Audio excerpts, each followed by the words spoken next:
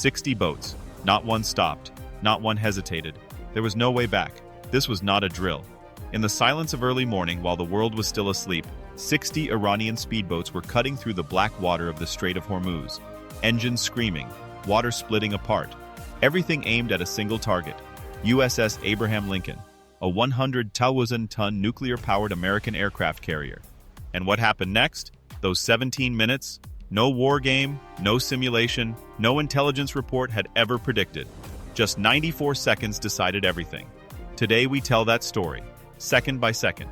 It was the last hour of darkness. The sun hadn't risen yet. USS Abraham Lincoln was transiting the Strait of Hormuz, that narrow passage through which 20% of the world's oil supply flows every single day. Thousands of ships pass through here. Tankers, cargo ships, warships. Inside the Combat Information Center, a radar operator was watching his screen. The first signal appeared, soft, routine. Possible fishing traffic. Nothing urgent, normal. But then, the dots multiplied, then multiplied again. Then there were 60, all at once, all accelerating, all moving toward the same point. The operator understood before the alarm even went off. These were not fishermen. Inside the Combat Information Center, no noise, no panic, just silence and movement. Because these men and women were trained for this. For years, this had been a simulation. But today, the simulation was over. Officers moved to their stations without a single order being given. On every screen, 60 glowing dots, all accelerating, all converging, all heading straight for the Abraham Lincoln. 18 nautical miles. The tactical officers still had options. Not easy ones, not safe ones, but enough to act. Helicopters scrambled, destroyers shifted to high readiness.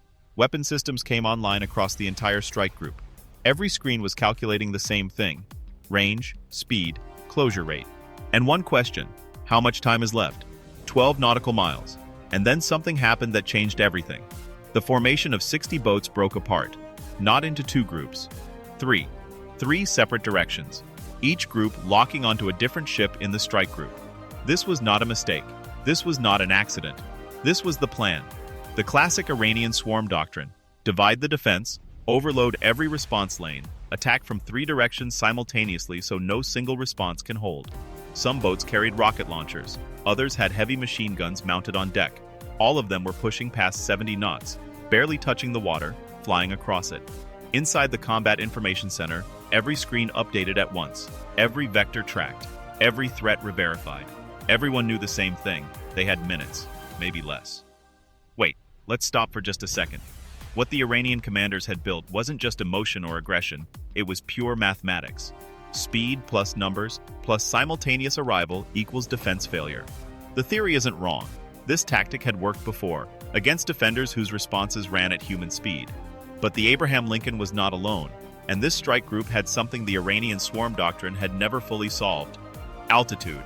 MH-60R Seahawk helicopters climbed to 1,500 feet, and from up there, they saw something no speedboat radar could ever replicate: the complete picture, all 60 boats, simultaneously, in real time.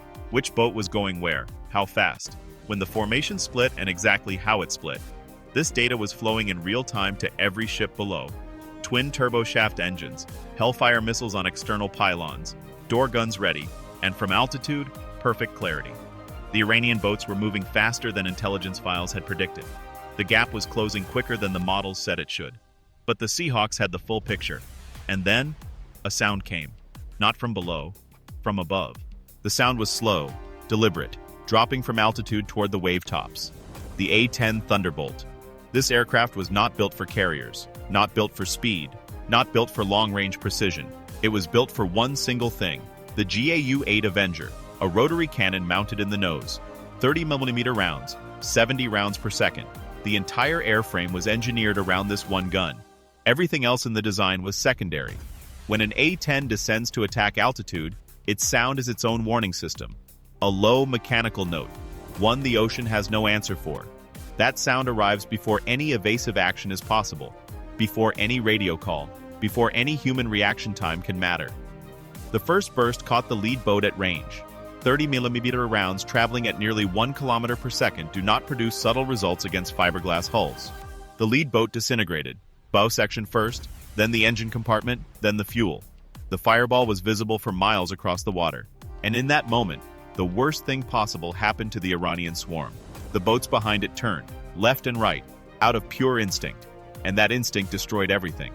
A swarm attack works only when everything arrives simultaneously, when all vectors close at once, when the defense is overwhelmed before it can prioritize.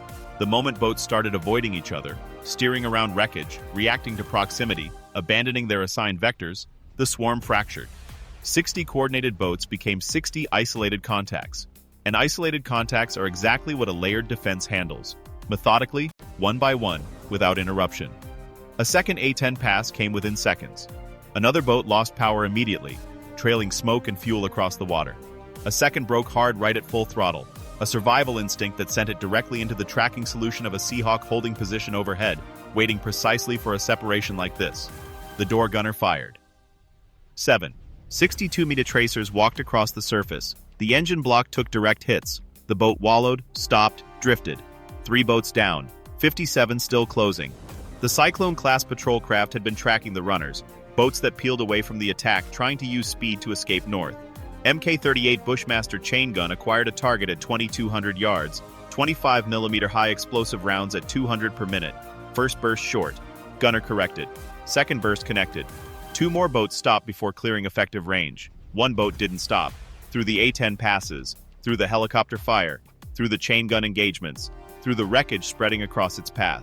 1 boat kept accelerating, kept closing, kept pressing the attack. 1,500 yards. The Phalanx CIWS mount rotated toward it. The system's radar locked. The fire control computer ran its solution. Inbound contact. Closing. Armed. High threat priority. The barrels began spinning. Before any human operator consciously formed the authorization to fire. That is the design. That is the entire point. The Phalanx does not wait for a voice command. It tracks, calculates, and fires at a rate no human decision cycle can match or improve upon. 75 tungsten penetrator rounds per second. The engagement lasted less than 4 seconds. The boat did not sink. It ceased to exist as a coherent object. Silence. The remaining boats stopped. Not retreated. Stopped.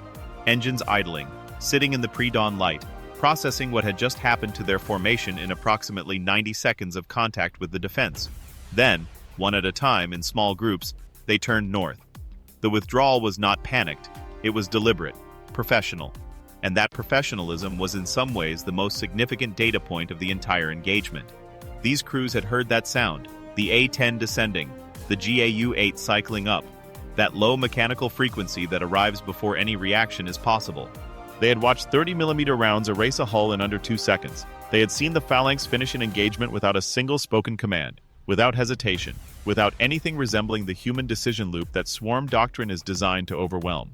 They processed the lesson in real time and made the correct decision about what it meant.